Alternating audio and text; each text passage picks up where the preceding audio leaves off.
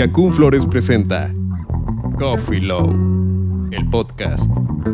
Bienvenidos a otro episodio más de su podcast Coffee Low, donde hablamos de los diferentes temas del derecho en sociedad. Y bueno, en esta ocasión vamos a estar con un gran amigo en este tema tan importante, crucial en esta era posmoderna de los datos personales, transparencia, privacidad y muchos otros temas importantes que ahorita se están dando en toda América Latina y que están haciendo una aparente parteaguas.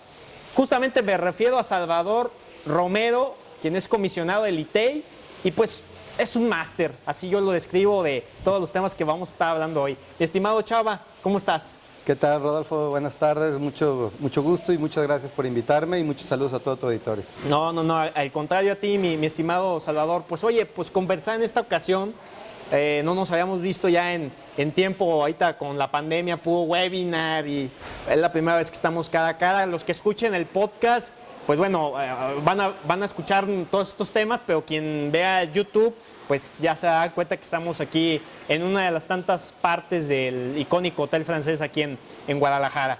Pero a ver, mi estimado Chava, yo quisiera, para abrir esta charla, pues decir cómo te involucraste en el tema de transparencia. Nunca lo hemos platicado, porque no cualquiera le entiende, no cualquiera ve que la transparencia hoy por hoy es un tema que tiene sus puntos finos. ¿Cómo es que te involucras en lo que hoy por hoy representas como comisionado en el ITEI? Mira, yo me involucré en la transparencia al mismo tiempo que me involucré en el servicio público. Es más, antes, al mismo tiempo que me involucré, digamos, de alguna forma en digamos, en la política o en lo que fue una participación que tuve por primera vez en la campaña del año 2000, ¿no? Que me empecé a involucrar en la política. Yo estaba estudiando todavía en la Facultad de Derecho de la Universidad de Guadalajara, cuando pues llegué a la conclusión en mi juventud de que a México le hacía falta un cambio, y entonces me involucré en esa campaña. Ya después de que acabó la campaña, me regresé al 100% a la escuela, a la universidad, y cuando termino de estudiar me invitan a trabajar en el Ayuntamiento de Guadalajara. Okay. 2 o 3 años después, yo entré en el 2002, y justamente en esos años estaba el debate de la iniciativa que había presentado ya el entonces presidente Vicente Fox para crear el entonces IFAI. Cuando yo entré estaba todo ese debate, estaba esa propuesta, el Grupo Oaxaca. Entonces a mí me fue prácticamente simultáneo que yo entro a la administración pública y ese era el tema de moda. Incluso el Ayuntamiento de Guadalajara creó uno de los primeros consejos municipales, transparencia y anticorrupción, algo así se llamaba. Un padre muy reconocido, creo que se me fue el nombre, que apoyó mucho a la creación ahí. Y yo pues cuando llegué pues era completamente recién salido del horno, ¿no? Y entonces en el 2003, o sea cuando tenía un poquito más de un año trabajando, sale una convocatoria para el primer concurso nacional de ensayo en materia de transparencia, derecho a la información, convocado por el propio IFAI. Entonces decido participar en ese concurso y ahí me empecé a involucrar de lleno en temas de transparencia, empecé a buscar sobre qué temas podía hablar, y también ahí me empecé a involucrar en el tema de datos personales, de privacidad de datos personales, y justamente el ensayo con el que gané el segundo lugar nacional tenía que ver con un tema de, sí, de transparencia, pero también de protección de datos personales. Órale, ¿y fue por ahí de qué año? 2003 escribí el ensayo. Órale. En diciembre de 2003 se dieron a conocer los ganadores de ese ensayo. Yo por el ensayo lo debo haber escrito pues probablemente como en septiembre del 2003, septiembre, octubre de 2003. Entonces hace ya 18 años. La vida de un joven adulto. Sí, exactamente. Ya cumplo mi mayoría de edad, digamos, metido de lleno en temas de transparencia. He obviamente navegado por muchas instituciones públicas y no siempre he estado metido de lleno en temas de transparencia formalmente, pero materialmente siempre he estado al pendiente de cómo va avanzando y cómo se va moviendo las aguas de la transparencia, del derecho a la información y de la protección de datos personales, que son temas pues que van junto con pegados, ¿no? Claro, no sería comprensible estos dos importantes derechos, ¿no? Propiamente cuando hablamos artículo 6 y artículo 16, ¿no? Así es. Pero a ver, al día de hoy, mi estimado Chava, creo que el tema de transparencia lo confunden mucho, lo distorsionan mucho. Y me refiero por toda esta parafernalia en donde encuentras aspectos legales, encuentras aspectos tecnológicos, una globalización. ¿Y qué es verdaderamente la transparencia? ¿Qué es verdaderamente la transparencia? Porque para muchos la transparencia es saber todo de una persona, que no haya barreras. Ahorita con lo de los datos biométricos, por ejemplo, ¿no? Por poner un ejemplo. Y hay otras personas que dicen, no, es que tiene que haber el más mínimo grado de privacidad. O sea, pues por eso desde antes del siglo XX, 1890, se hacía un famoso ensayo sobre la privacidad, ¿no? Entonces, ¿qué es hoy por hoy el entendimiento de la transparencia? O sea, ¿cómo quitar este mito de decir, es que la transparencia significa el todo por el todo? Pero no es así. Claro, mira, la transparencia es un derecho ciudadano que está directamente enfocado en el ejercicio del poder público. Entonces, la transparencia se debe de acotar a eso. La transparencia no es para que los ciudadanos seamos transparentes, no es el Gran Hermano, no es 1984, no, es todo lo contrario. Es el que debe ser transparente es el gobierno, son las autoridades, son los tres poderes, los diferentes niveles, etcétera. Todo lo que tenga que ver con el ejercicio de recursos públicos, todo lo que tenga que ver con el ejercicio, con la utilización de atribuciones que le concedemos al Estado, eso es lo que tiene que ser transparente. Los ciudadanos, al contrario, los ciudadanos estamos hoy más que nunca expuestos a un nivel de escrutinio que nos está convirtiendo justamente en eso que tú comentas, en ciudadanos muy transparentes, y eso es en contra de un derecho humano, que es el derecho humano a nuestra intimidad, a nuestra privacidad, y por lo tanto, el mismo Estado que debe de garantizarnos su propia transparencia, nos debe de garantizar el que no va a invadir la nuestra, ¿no? Esa es la dicotomía de la transparencia. Debe de garantizarnos a nosotros ver lo que ellos hacen, pero no implica que ellos puedan ver lo que nosotros hacemos. No es un quid pro quo, no es dando y dando, no, para nada. El Estado tiene esa doble obligación en materia de transparencia. Una, garantizar la propia, pero otro, proteger la nuestra. No, es que es muy importante. Y a ver, me comentabas, cuando tú incursionas en la transparencia, regreso, está el IFAI. Después, digamos que se le da una reingeniería, lo puedo llamar así, y es el INAI.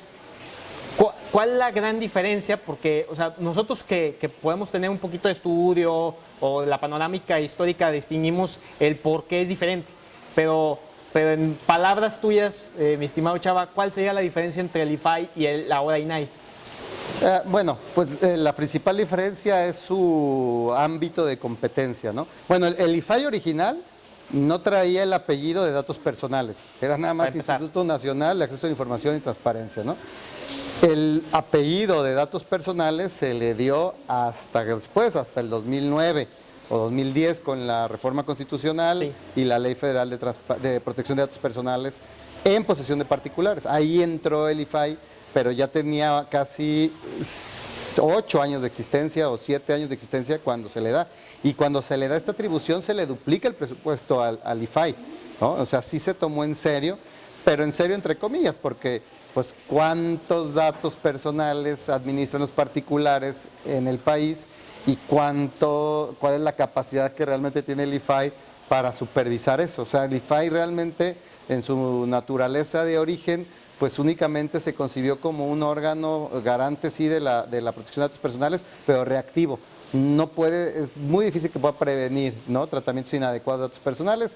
Si acaso puede ayudar a combatir los que le denuncien que existen, ¿no? Y aún así está un poco atado de manos por sus atribuciones, por la naturaleza de sus multas, etcétera, ¿no? O sea, y el INAI nace después en la reforma constitucional 2014 y Ley General 2015 y se le da una atribución para supervisar el trabajo de los organismos garantes de transparencia del país. Eso fue lo que lo convirtió de federal en nacional, ¿no? Que ya puede supervisar organismos garantes de transparencia del país y también tiene más atribuciones, claro, para supervisar Poder Judicial de la Federación y Poder Legislativo, ¿no? Y así como otros organismos autónomos como el propio INE, la Auditoría Superior de la Federación o ¿cómo se llama? OPDs, ¿no? Fideicomisos, etcétera. Entonces, lo que fue, digamos, fue creciendo. Y la F por la N se le cambió precisamente porque ahora tiene un carácter que tiene competencia en todo el país, directa o indirectamente. Sí, claro. Y bueno, a ver, otra dicotomía rancia, ¿no? Federalismo, centralismo. Antes el IFE, ahora el INE. Pero, a ver, hoy por hoy, que ha pasado tanto en este mundo previo a las elecciones en nuestro país, ¿no? Este mundo de cosas, ¿no? Dentro del marco constitucional, en donde pues nuestro Ejecutivo decía que no era necesario los órganos constitucionales autónomos, ¿no? El INE, el INAI. Al día de hoy, ¿por qué es importante que sí se defienda el hecho de que exista esta institución, que dicho sea de paso, como lo acabas de decir, pues ha mutado, ¿no? Se ha actualizado. Mira, por muchas razones, ¿no? En las democracias modernas, ¿no? En democracias 2.0, le podríamos llamar, de acuerdo citando ahí a algunos autores, donde la información es indispensable para el ejercicio de cualquier derecho. O sea, no puedes ejercer derechos humanos o prácticamente no puedes ejercer ningún derecho humano a cabalidad sin información, y el que tú quieras, derecho a la salud, derecho a la misma vida, ¿no? Derecho a la libertad. Claro. Entonces, la información es indispensable para poder gozar de derechos humanos, y el INAI es el encargado, y los organismos de cada estado somos los encargados de garantizar al ciudadano el acceso a esa información. Mira, ahorita, por ejemplo, te pongo el tema de justicia abierta, que estaba como muy de moda, muy en boga por esta reforma del artículo 73 de la Ley General. Sin justicia abierta, sin acceso a todas las sentencias, se han visto muchos abusos todavía por parte de juzgadores, ¿no? En todo el país y de todos los niveles. Entonces, la justicia abierta, ¿qué va a permitir? Va a permitir que cualquier ciudadano pueda conocer cualquier sentencia o resolución de cualquier ente, juzgado, sala, tribunal del Poder Judicial, y eso, estatal o federal, y eso nos va a permitir ejercer rendición de cuentas sobre los razonamientos que vienen en la sentencia, y eso va a inhibir que se violen derechos humanos procesales, por ejemplo. Claro. ¿No? Entonces, antes, cuando las sentencias estaban en lo obscurito, pues era mucho más fácil violar derechos de las partes, porque a final de cuentas pues quedaba ahí entre ellas. Ahora ya existen organizaciones que están evaluando constantemente la calidad de las sentencias, que están evaluando la calidad de las decisiones y que están evaluando también la objetividad y la congruencia. Porque mira, en materia judicial o cualquier decisión que implique materialmente un acto de decisión jurisdiccional, implica ponderar normalmente entre dos partes, entre dos derechos, ¿no? Que se oponen. Y es válido muchas veces, con los argumentos correctos, inclinarte por uno o por otro lado. Cuando hay dos decisiones opuestas, bueno, se puede denunciar y se va subiendo hasta que puede convertirse en una tesis, lo que sea. Y es válido. Lo que no es válido y sí debe de preocuparnos es que el mismo juzgador, ante dos circunstancias idénticas, defina de manera diferente de un día para el otro. Claro. Eso nos debe de prender focos rojos de por qué cambió su interés. O sea, es válido cambiar, también lo es, pero de un día para el otro, y luego a la semana que entra regresa a la anterior, y eso era antes imperceptible. O sea, porque tú como parte dices, bueno, pues se inclinó por ese lado, me voy a la segunda instancia, lo que siga, pero no te das cuenta que el día anterior resolvió en otro juicio y no había forma de que te enteraras, porque sí, ¿no? Pues tú ni conoces a todas las partes. La justicia abierta nos va a permitir, y esto es nada más como dicen, para muestra, un botón. Por eso es tan importante el INAI y el derecho a la información. Antes, pues en otro tipo de democracias, digamos, en crecimiento, pues la información era como un tema secundario. O sea, tú primero querías la libertad, querías la vida, con que te respetaran eso ya te sentías como que del otro lado. Ahorita que te respetara tu voto, por ejemplo, sí, ya te sentías... Hemos ido avanzando, y ahorita, hoy por hoy, no se puede hablar de democracia en el mundo sin información en las manos de los ciudadanos. Toda la información que está en poder del público, en poder del gobierno, debe de ser accesible a los ciudadanos, salvo las restricciones que sean lógicas, ¿no? Pero fuera de eso, para eso sirve el derecho a la información y para eso sirve el INAI, para garantizar que el gobernante en turno no esconde información. No, muy importante. Y bueno, a todos los que nos están acompañando, tómense un tecito, un café. Ahorita por acá vamos a tener también pues nosotros nuestro té, nuestro refresco, su limonada, su agua natural. Acompáñenos, siéntense a gustos en su podcast. Aquí ya nuestro invitado tiene su té para pues estar platicando justo en esta charla, ¿no?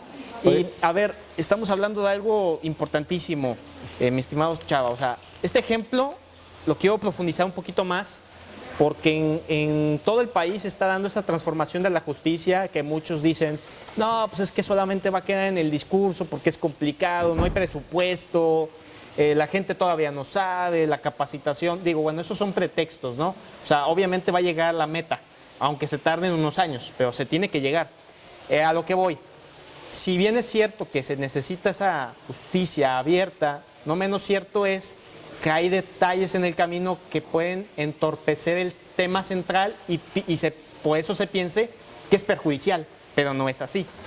Es decir, tú como juzgador te dicen, bueno, las sentencias van a ser públicas, pero la gente puede pensar, oye, ¿y mis datos? Bueno, es que se les debe de decir, y tú lo puedes saber mejor que yo, las versiones públicas. Y en las versiones públicas te está poner algunos puntos en donde oscurezcas los datos personales, sensibles de las personas.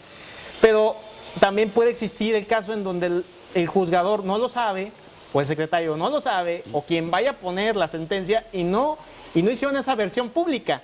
Pusieron el documento tal cual en una plataforma. Entonces ahí ya estás vulnerando a las personas. O sea, es todo un sistema que yo creo que se define en una palabra, ¿no? Capacitación. Claro, capacitación y voluntad, ¿no? Las dos cosas. Y recursos, sí, ciertamente recursos, pero miren, por ejemplo, el Poder Judicial del Estado de Jalisco está dando el ejemplo de que no es necesario muchas veces tener más recursos para lograr hacer algo importante. Claro. Y la muestra es el software que acaban de crear este año llamado Elida, por el tema de eliminación de datos, ¿no?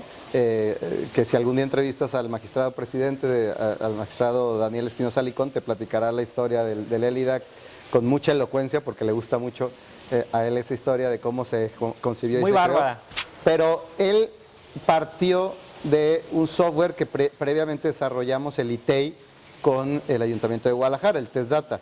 Entonces ellos tomaron todo eso y lo convirtieron en algo que funcionara para Word, porque Test Data no funcionaba en Word. Entonces eso complicaba mucho a ellos porque ya tenían su sentencia en Word y luego la tenían que convertir en PDF y luego otra vez hacer la versión pública. Entonces era muy más tortuoso el proceso. Entonces ahora ellos agarran lo que ya existe y convierten esto. Siempre que a alguien le imponen más obligaciones, reniega. Eso es inevitable, ¿no? Desde que se generó la primera ley de transparencia, que al primer servidor público que le dijeron, oye, a partir de hoy vas a tener que dar a conocer, por ejemplo, la nómina de aquí, pues todo el mundo, o sea, hubo mucha gente que renegó, y oye, ¿y mi privacidad? ¿Y por qué mi sueldo se va a dar a conocer?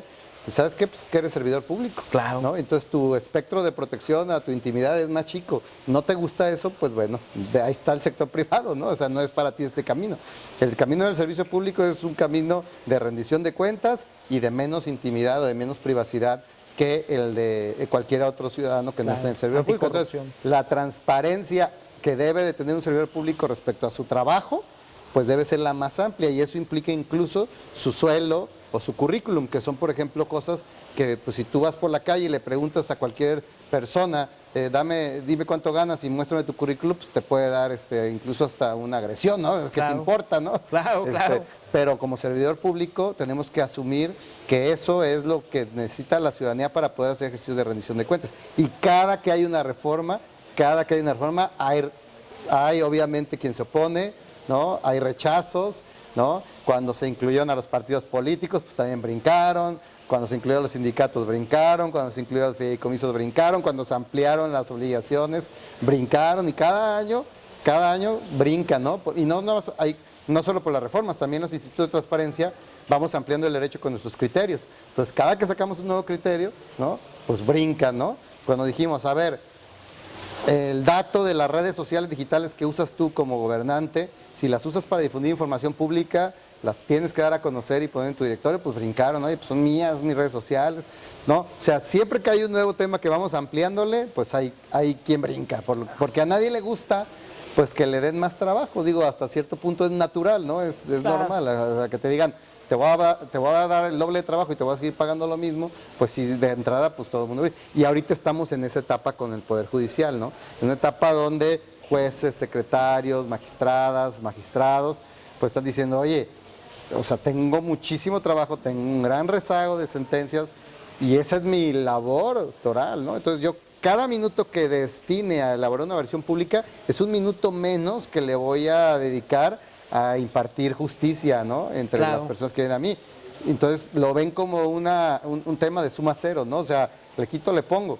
Pero es porque el paradigma pues se tiene que ir rompiendo. Ya cuando tú te acostumbres, pues prácticamente lo vas a empezar a hacer como en automático, ¿no? Sí, ya, y le brindas esa garantía, esa protección que demandan los ciudadanos. Y a ver, es en beneficio de todos.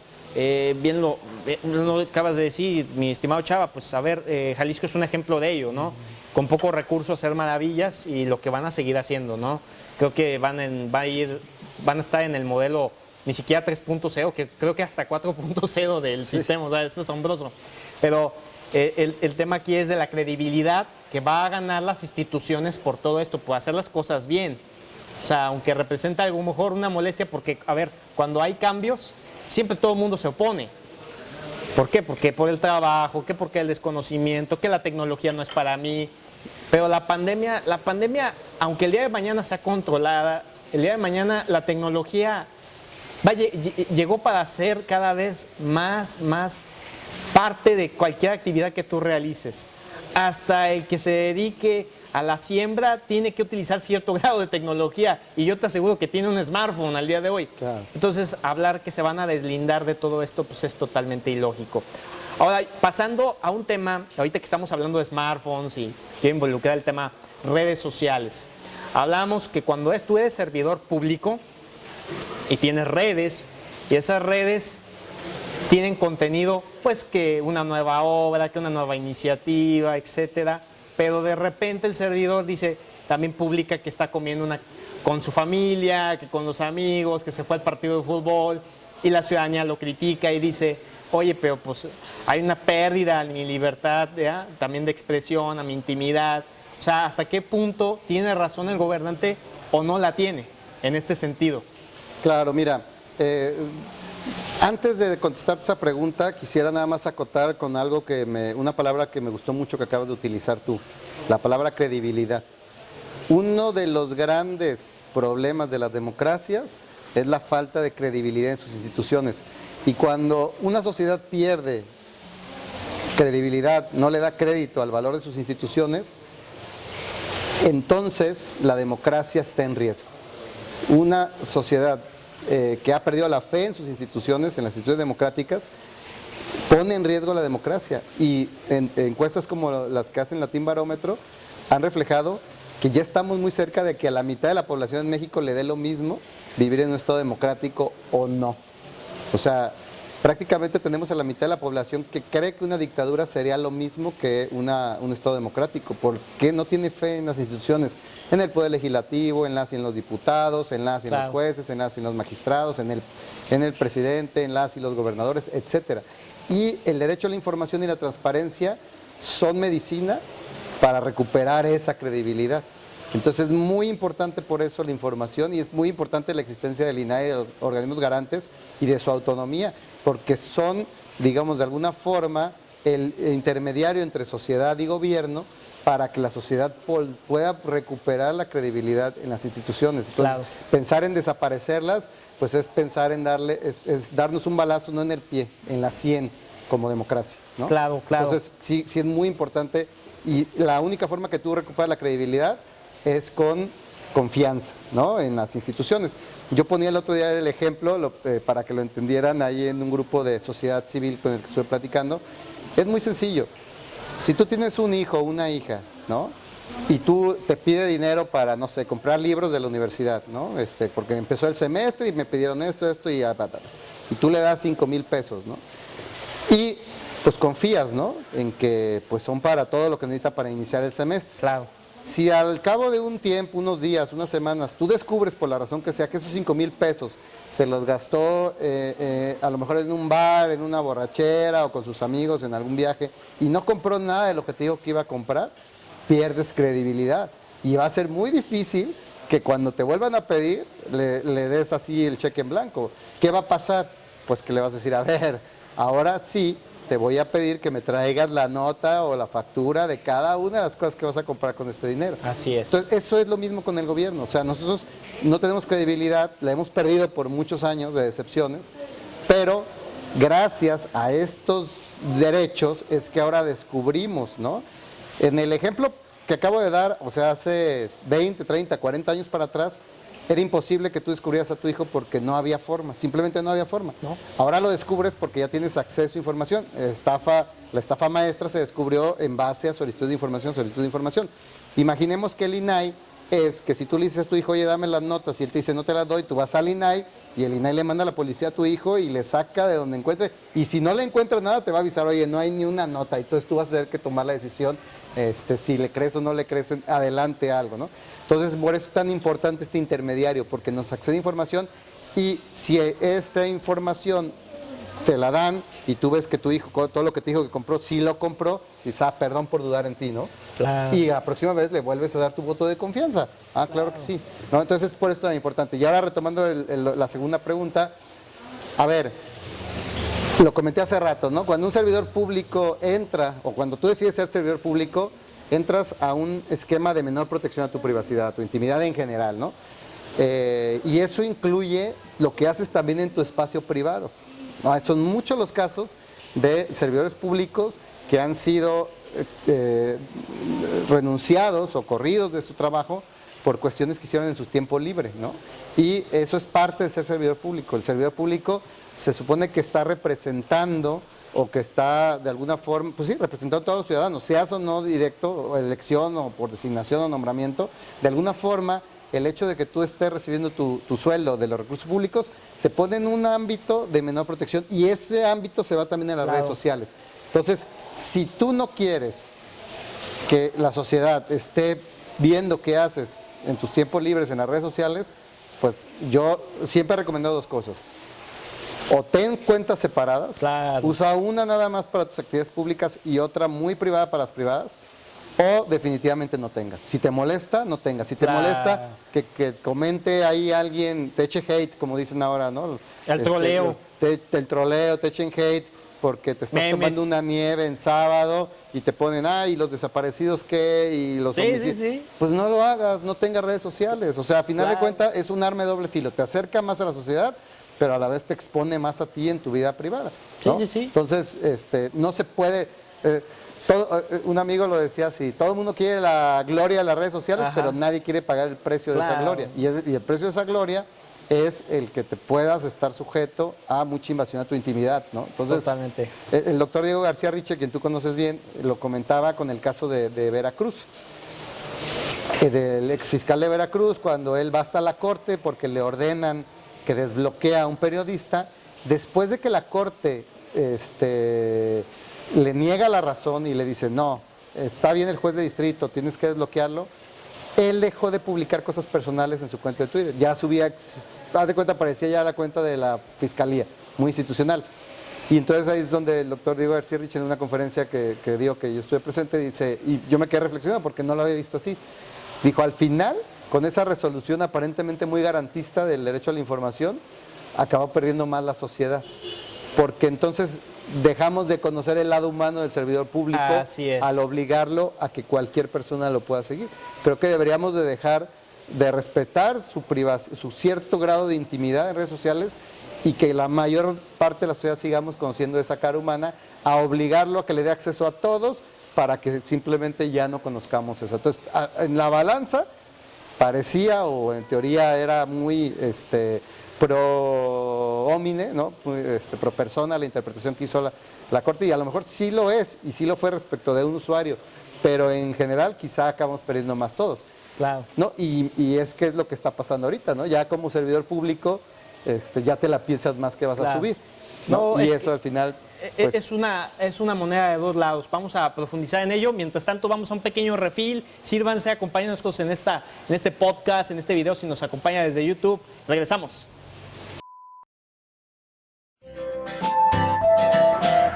Amigos, estoy súper feliz y cómo no, estando aquí desde Yacún Flores, donde pueden ver alrededor muchos arreglos de una alta calidad para todos los seres queridos que papá, mamá, tía, novia, novio, que deseamos dejarles siempre todo lo mejor.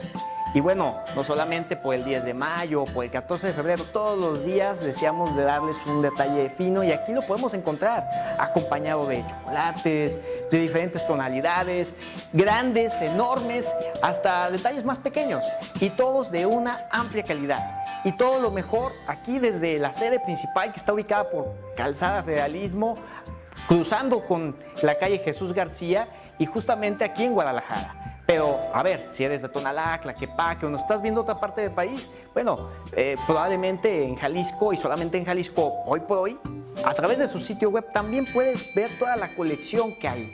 Y es que es una calidad súper grande, es una colección bastante amplia y a solo un clic de distancia también puedes solicitar tu pedido y te llegará a la brevedad. Así que no duden. Y además, a todos los que nos están viendo ahorita en Coffee Low, bueno, pues van a tener promoción especial. Así que déjenos en los comentarios qué opinan. Ya checaron el sitio yacunflores.com.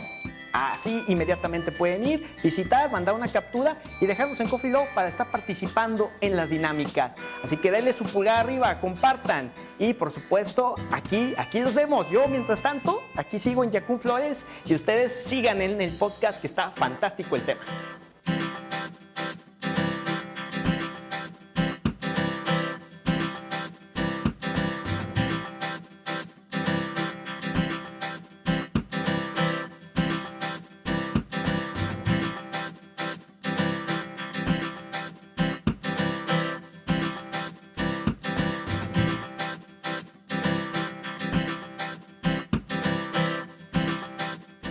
Amigos, ¿cómo están después de este refill? Mira, aquí yo tengo mi refresquito, mi estimadísimo Chava tiene su té. Espero que nos estés acompañando desde una bebida de tu gusto, un cafecito o un té chai, no sé, hay infinidad de bebidas.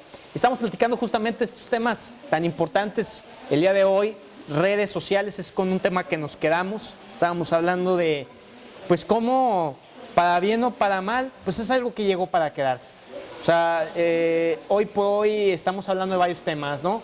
Me gustaría ponerlos en colación. Estamos hablando de datos biométricos, estamos hablando que ahora es un concepto muy jurídico, ¿no? Pero esta controversia constitucional presentada por el Instituto Federal de Telecomunicaciones dio resultado ante la Suprema Corte. Y ahora el tema está en la congeladora, esperando tal vez, y no sé, ahí voy a saber tu opinión, mi estimado Chava, de que sea derogada esta actualización de reforma a la ley, ¿no? Porque cómo le causó varios dolores de cabeza a los nuevos usuarios que querían actualizar esto y que no pudieron actualizar el smartphone porque la compañía le decía, tus datos biométricos. Dijo, no te voy a entregar nada. Ah, no tienes el servicio. Claro. Pero ese tema del PANOUT, ¿no? El Padrón Nacional de Usuarios de Telefonía, pues sin duda alguna generó, cuando se aprobó, y esperemos que la Corte enderece el camino, y generó justificadamente mucha controversia precisamente porque la reforma viola, porque está vigente aún, aunque esté suspendida, sí, claro, uno de los principios torales del tratamiento de datos personales, que es el de proporcionalidad. O sea, tú tienes que justificar o tienes que evaluar que los datos personales que vas a recibir de alguien sean proporcionales para el fin que persigues cuando los vas usándolos, ¿no? Y aquí te pedían datos biométricos para darte un servicio de telefonía celular, lo cual era completamente desproporcional. Claro. Entonces, ese es uno de los muchos agravios, pero al final de cuentas ponía en riesgo una cantidad, iba a generar, de aprobarse o de aplicarse esta ley, va a generar o podría generar el padrón, la base de datos más grande del país. La base de datos más grande del país con mayor cantidad de datos personales además. Más grande que la del INE, más grande que hasta que la de la RENAPO, porque RENAPO pues sí tiene sabe tu fecha de nacimiento y lugar de nacimiento, pero no tiene ni tus huellas digitales, ni tu iris, ¿no? Ni tu timbre de voz, ni tu foto, no sé en cuántos ángulos te la iban a tomar, o sea, no. Entonces, eso para mí es un tema muy grave, y más cuando dices, y bueno, ¿y para qué se va a generar esta base de datos tan gigantesca? Dices, para que la gente pueda usar su celular, por favor. No, y agregando además, Chava, sin ninguna aclaración de la implementación de seguridad informática y del costo de esta. Porque, a ver, el informe fue, no va a costar nada, con el dinero que hay, con eso. Y no es cierto. Después salió el IFT justamente a decir, esto va a representar un gasto enorme y obviamente un incremento a los impuestos que el ciudadano, a final de cuentas, el que paga los platos rotos, pues es él, ¿no? Somos todos nosotros, ¿no? Entonces, sí, es algo de mencionar. Sí, el dictamen que aprobaron los legisladores fue lamentable por donde se le vea. Y una de las partes más lamentables es la parte donde dice que después de hacer un estudio de impacto financiero, llegaron a la conclusión de que la creación de este PAN-out no iba a representar ningún gasto adicional. Iba a representar para las telefónicas un gasto que se iba a acabar reflejando en el costo de nuestro servicio como consumidor. Si ahorita tú pagas un plan de 300 pesos al mes, ibas a acabar pagando probablemente 400 para poder administrar, o sea, a final de cuentas las telefónicas pues no son altruistas, ¿no? Ellos son un negocio, y si el gobierno les obliga a tener este padrón y a generar a captar esta información y entregarla, todos esos costos lo iban a acabar traduciendo o lo iban a acabar reflejando en el servicio de tu factura al final del mes. Eso era un hecho, y como tú bien dices, y a eso súmale que iba a generar más impuestos, porque el costo de la administración de esta base de datos, por supuesto que iba a representar, yo creo que el doble de lo que cuesta ahorita el IFT. O sea, estamos hablando probablemente de cientos de millones de pesos para una debida administración de este padrón, de esta base de datos, que prevea o que prevenga con todas las medidas de seguridad que marca la ley de datos personales, y además y considerando que este padrón prevé una cantidad impresionante de transferencias. Prevé transferencias de las telefónicas al IFT, y además prevé transferencias del IFT a cualquier autoridad que se las pida. Entonces, imagínate la cantidad de riesgo que eso implica y lo costoso que eso es para hacerlo seguro. Ahora, si lo quieres hacer inseguro, bueno, pues entonces estás poniendo en riesgo a todos los ciudadanos. No, iban por buen camino, ¿no? Si lo quieren hacer inseguro, iban por muy buen camino. Y es que, a ver, este tema es una de las tantas piedritas que nos hace cuestionar. El gobierno entonces ha demostrado que lo que menos le interesa es proteger el acceso a la información y la privacidad del ciudadano, ¿no? Porque, o sea, sí lo entienden. O sea, tan lo entienden que por eso cuando querían y le hicieron la solicitud al INE de los datos biométricos, fueron claros en sus intenciones. O sea, quien no lo quiera interpretar, y ojo, ojo aquí, pequeño disclaimer, aquí no es contra ningún partido político ni nada, es basado en hechos que en esta ocasión representan hoy por hoy ciertas personas en el gobierno federal. Entonces, tan saben el poder de la información que por eso le hicieron la solicitud al INE. El INE sabía sus intenciones, les dijeron que no, en garantía los datos biométricos que ellos ya tienen, y el día de mañana, pues, dicen, no, o sea, ok, pues tan lo entendemos que por eso nosotros queríamos crear nuestra propia plataforma, pero no tienen el más mínimo interés de proteger el derecho humano de nadie, que hoy por hoy, desde hace muchos tiempos en nuestro país, pues la protección de datos personales es un derecho humano. Claro, hay que recordar que los datos personales son digamos,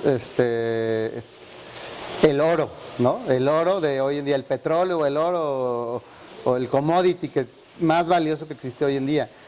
Si tú, de la nada, por un plumazo en la ley, generas una bóveda, claro, donde pones 100,000 millones de dólares, imagínate la cantidad de incentivos que vas a generar alrededor de esa bóveda para que alguien intente ingresar a ella y agarrar, no los 100,000 millones de dólares. Todo. ¿Qué tal? No, pero bueno, a lo mejor si pueden todo. Pero ¿qué tal te quería $1,000,000? Claro. Entonces, y si tú además dices, bueno, prevés que de esa bóveda tenga que estarse moviendo el dinero todo el tiempo para todos lados, estás generando condiciones para que haya cientos o miles o millones de ataques a la bóveda, con la gran diferencia que cuando tú robas un dato personal, dejas el original ahí. Entonces, muchas veces ni siquiera te das cuenta cuando te robaron de esa bóveda, ¿no? Claro. Imagínate que tú llegas, te robas $1,000,000, pero el millón también sigue ahí. Entonces, era una bomba de tiempo lo que generaría el PAN-out, que nos ponía en riesgo, insisto, a todos, ¿no? Porque ya hay muchas aplicaciones en los celulares que funcionan con la huella digital, ¿no? Ya hay incluso los cajeros electrónicos, etcétera, ya están funcionando con biométricos, como la huella digital, que es el más común, pues. Sí, claro. Pero imagínate a alguien que ahorita roba a ellos, y a lo mejor ahorita el iris no es tan común para muchas cosas, pero ¿qué tal si en 10 años sí lo es, o en 20 años sí lo es? Y tú ya tienes el iris de todos los mexicanos ahí, esperando el momento para que sea tu llave de acceso a Beto a saber qué cosas, ¿no? Principalmente patrimoniales, que es sobre lo que van. Entonces, los datos personales además pueden ser explotados para influirte políticamente, ¿no?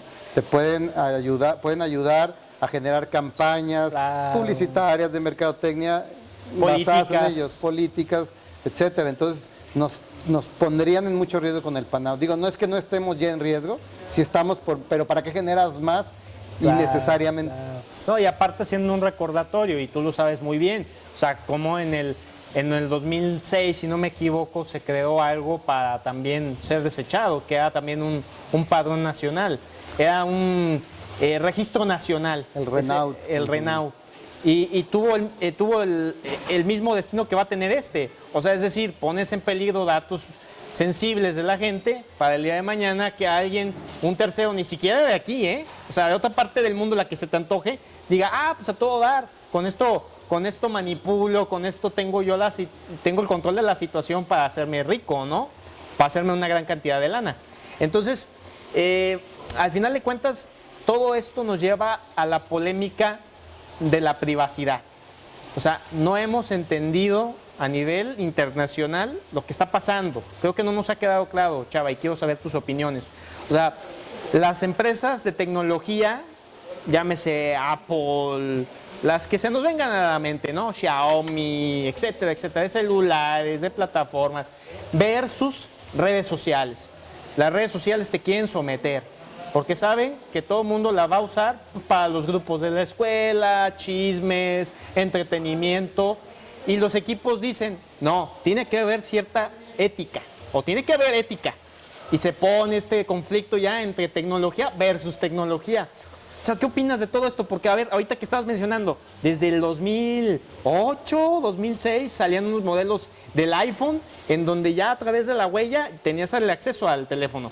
Entonces, al día de hoy, pues eso ha evolucionado a gran escala y que una empresa de tecnología le diga a una red social, oye, hay límites. En beneficio, y lo pongo entre comillas, del consumidor aparentemente. O sea, ¿cuál es la lectura ahí? O sea, ya se ha dado ese punto en donde ni siquiera es lo público versus lo privado, sino lo privado versus lo privado con la premisa de la tecnología, ¿no? Sí, mira, ahí hay varias lecturas que se les pueden dar a este conflicto, ¿no? Una de esas lecturas, pues, tiene una perspectiva completamente económica, patrimonial de las empresas, ¿no? Al final de alguna forma están peleando, ¿no? Por los clientes, ¿no? El tema que recuerdo, pues, es el tema del WhatsApp contra Apple, ¿no? Por el servicio de mensajería de Apple, Así es. que dice, yo soy mucho menos invasivo, yo soy mucho menos, capto mucho menos datos personales, respeto mucho más la intimidad, pero yo creo que ese discurso es con el objeto de generar o jalar o atraer más usuarios a sus productos. Claro. El día que Claro. cuando una empresa tiene un monopolio, normalmente abusa de él. Es muy difícil que una empresa con un monopolio se autolimite. La limita el mercado, la limita la competencia y la limita, pues, los propios consumidores en su momento. Pero es muy difícil que la empresa se autolimite. Y en teoría también la debería limitar el gobierno. El problema es que las redes sociales trabajan en una especie se mueven en un ámbito supranacional, donde es muy difícil que una autoridad, un gobierno, sea capaz de controlarlas o de regularlas, ¿no? Si acaso, pues han hecho intentos en Europa y un poco con el reglamento general, y que ellos tienen mucho más avanzado el tema de la intimidad. Y también en Estados Unidos empieza a haber ya, ¿no?, ciertos... En Estados Unidos fue por un tema político. Mientras no hubiera sido político, seguirían quisieran con los consumidores lo que quisieran. Cambridge Analytica, uno de esos casos. Por Cambridge Analytica es que hubo realmente ahí que se preocuparon las autoridades norteamericanas. Si no nos hubiera preocupado, los norteamericanos son muy permisivos, ¿no? Son muy capitalistas en el sentido de que, pues, mientras que el consumidor permita que abusen de él, está bien. Pues es su problema del consumidor, no es problema mío. No hay como una Profeco como aquí que medio te defiende de abusos. Allá sí son más una Conducef, etcétera, ¿no? Allá creo que sí son más permisivos. En Europa también, siempre y cuando no se metan con temas de intimidad, ahí sí se ponen muy bravos los europeos. Cuando una empresa empieza a abusar de la privacidad, de los datos personales de sus clientes, aunque lo hagan voluntariamente los clientes y renuncien a sus datos, de todos modos sí opera un mínimo de protección que puede poner en riesgo a la empresa con grandes multas. Aquí en México estamos, pues, completamente lejanos de cualquiera de los dos escenarios, o sea, no hay como tal una protección. Hace poco tiempo una usuaria de Facebook me buscó, una persona muy cercana me buscó y me dijo, oye, pues no puedo ya comentar en Facebook, ni publicar en Facebook, ni poner like en Facebook, ¿no? Entonces, yo me prestó, accedí a su cuenta, empecé a ver y efectivamente no podía hacer nada en Facebook. Y, o sea, buscamos y buscamos y buscamos y buscamos, y lo más a lo que llegamos es a que Facebook nos mandara un correo donde nos dijera que probablemente había habido una violación a las políticas de privacidad y un vínculo a las políticas de privacidad. Fue todo lo que Facebook nos proporcionó de información. Entonces, eso habla pues de un abuso, ¿no? del control que tienen, del monopolio que tienen por parte de Facebook. O sea, te suspenden la cuenta o te la limitan y no te dicen ni por qué, no sabes qué hiciste, qué publicaste, qué compartiste, quién te denunció, por qué te denunció. Y eso a mí me parece muy grave como consumidor. Pero, ¿ante quién podemos acudir? ¿No? O sea, lo único que nos queda es o salirnos de Facebook, salirnos del monopolio o aguantarnos lo que nos hagan. Y eso es lo grave de los monopolios. Y lo que tú comentas, bueno, otra empresa puede explotar eso, puede decir, aquí sí le damos la garantía de audiencia a nuestros usuarios de nuestra plataforma. Exacto. Tú puedes explotar eso. Y lo van a hacer desde una supuesta autoridad moral, ¿no? Desde una postura... Podríamos presumir que es cierta hipocresía. Sí, yo en el fondo creo que va a ser esa supuesta autoridad moral para jalar usuarios. En realidad es más que una hipocresía. Cuando salió todo el tema de WhatsApp, polémico, el dueño de Tesla, ¿cómo se llama? Elon Musk. Elon Musk dijo, váyanse mejor a esta otra aplicación Signal, ¿no? Signal, y es más segura y es menos invasiva. O sea, al final de cuentas no lo hizo por altruismo, o sea, yo creo que tenía intereses detrás, claro, ¿no? O sea, entonces a final de cuentas así está funcionando. Claro, todo mundo trata de hablar de ética y de principios cuando está en la mesa donde no hay nada, pero ya el que está en la mesa llena y bien servida, se le olvida, ¿no? Todo el mundo se transforma en los demonios, ¿no? Del día de hoy. Y con las empresas tecnológicas de redes sociales y digitales, pues estamos viendo eso, ¿no? Las empresas que más monopolio tienen son las que menos respetan a sus usuarios y en general, ¿no? Y menos respetan su privacidad y su intimidad, ¿no? No, mira, esto nos da para luego estar otra vez haciendo un podcast sobre todo este tema, pero mientras tanto me gustaría cerrar con esto. El tema de las cartas no vinculantes, Carta de Derechos Digitales, ¿no? En Europa. Estaban mencionando el Reglamento General de Protección de Datos para todos aquellos que es nuevo el tema y que esperamos que esta charla sirva para que busques más, investigues más, no te quedes solamente con esto, analices, comentes, compartas. La Carta de Derechos Digitales que ha sido aplaudida, por muchos ha sido criticada, porque no es vinculante justamente, ¿no? Es un mero documento que englomera una investigación realizada, pero pues que le hace falta un convenio de Budapest, por ejemplo, ¿no? En el caso de México, etcétera, para que tenga dientes esto, ¿no? ¿Qué opinas? Porque hay cosas interesantes en esta carta, ¿no? Incluso no nada más la propia señalada por la Unión Europea, sino incluso una elaborada por Portugal que dice los disturbios que se generen por los propios grupos y comunidades en redes sociales. O sea, dices, derechos dentro de las mismas redes. O sea, ya ni siquiera estás hablando del plano físico como tú y yo lo estamos aquí. Claro. O sea, dentro de los mismos grupos, ya me imagino después dentro de los avatares que eliges en los videojuegos para una partida online de punto a punto. O sea, ¿hacia qué punto vamos a ir, mi estimado Salvador? ¿Hasta qué punto estas cartas de derechos digitales están marcando, están siendo un parteaguas, como lo fue en su momento una Declaración Universal de los Derechos Humanos? ¿Cómo vas a tenerse que poner sobre la palestra una nueva convocatoria para resolver todos estos conflictos o todos estos dilemas que existen, humano versus tecnología? Porque para mí, y con esto cierro, la tecnología no es un demonio. O sea, la tecnología es parte de la naturaleza humana y además de ello es un vehículo. O sea, no nos ha quedado claro, yo creo que eso no nos ha quedado claro, que la tecnología es un vehículo. No es algo que te haga después un hombre máquina. Es un vehículo. Y si tú no lo tomas como vehículo, desde ahí estamos mal. Claro.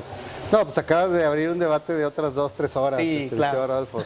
Mira, yo lo comentaba el otro día también en un curso, en una conferencia, un seminario en el que participé, es que acabas de dar en el clavo. Las redes sociales digitales y el internet en general, pero particularmente las redes sociales digitales, han generado un mundo paralelo al nuestro, al material.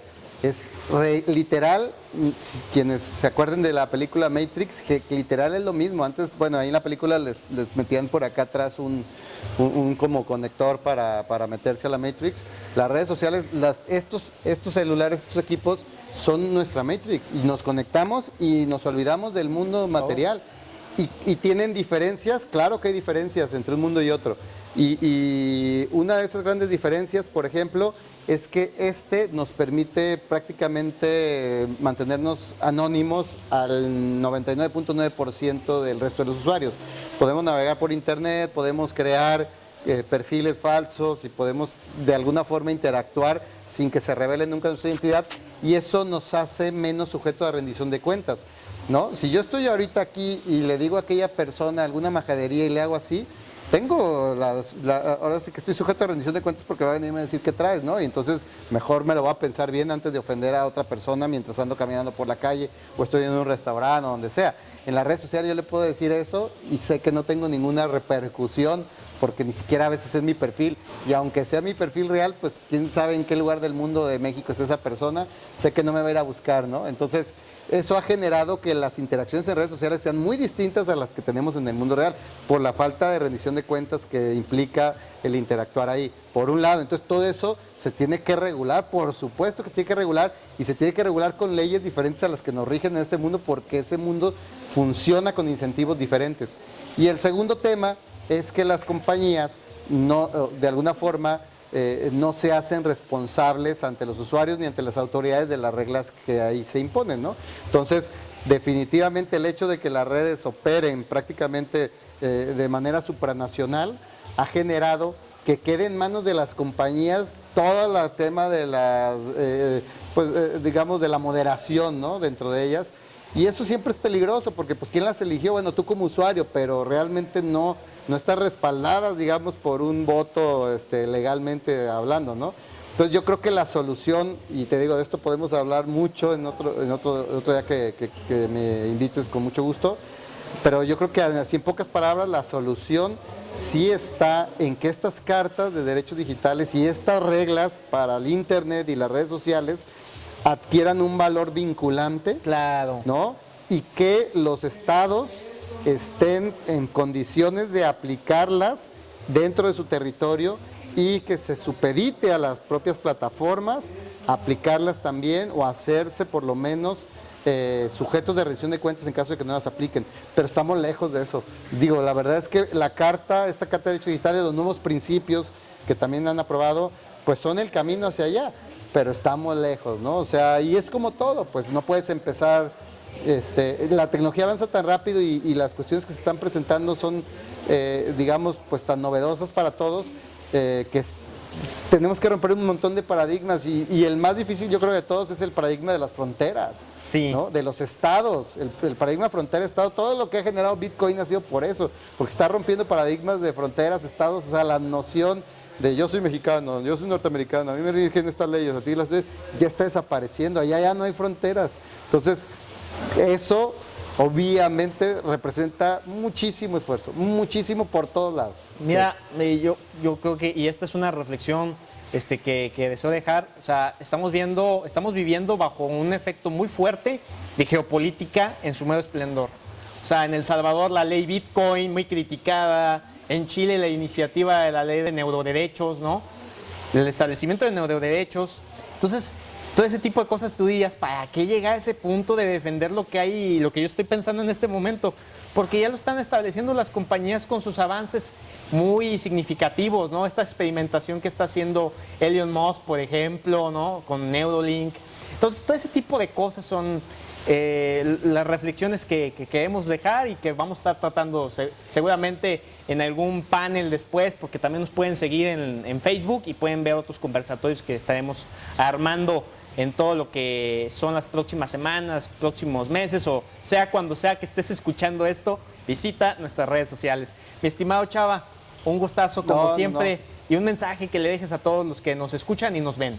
No, para empezar el gusto es mío y agradezco mucho la invitación. Pues el mensaje es: ejerzan su derecho a la información, vigilen a sus autoridades, no se queden con la duda, utilicen la Plataforma Nacional de Transparencia, es un esfuerzo de muchos años para que puedan ustedes consultar información y si no la encuentran, ahí hagan la pregunta. Lo único que necesitan es un correo electrónico, involúcrense en el gobierno, no nada más es cada 3 años salir a votar. Hay que involucrarnos, hay que conocer las plataformas que tenemos, porque si no las explotamos, están en riesgo, ¿eh? O sea, ahorita ya van varias veces que el Ejecutivo Federal señala la posibilidad de desaparecer todo esto, de empezar otra vez de cero, decir yo me encargo de garantizar que vengan y me lo pidan a mí aquí en la mañanera, ¿no? Entonces, yo creo que eso sería un retroceso gravísimo en nuestra democracia, pero la única forma en que podemos defender ese camino que tanto trabajo ha costado recorrer es ejerciendo los derechos y además, sobre el último tema, protejan mucho su privacidad, traten de compartir la menor cantidad de datos personales que puedan. Yo sé que es súper tentador usar las redes sociales para decir que están en el cine, que están en el baño, que están cantando, que es tu canción favorita, pero todo eso nos hace más vulnerables. Entonces hay que cuidarnos, no digo no usen las redes sociales, pero úsenlas con mucha moderación, porque literalmente se convierte en una especie de droga y eso nos hace mucho más propensos a dar información que puede ser empleada en nuestra contra. Muchas gracias. No, pues a todos, denle su poderosísimo pulgar arriba, compártanlo para que llegue a más personas. Salvador Romero, comisionado del ITEI, gran amigo, miembro ya de las actividades permanentes de esta Sociedad Civil Coffee Law a través de su podcast. Síganos y muchísimas gracias, mi estimado Chava. Gracias a ti, Rodolfo, gracias a ti.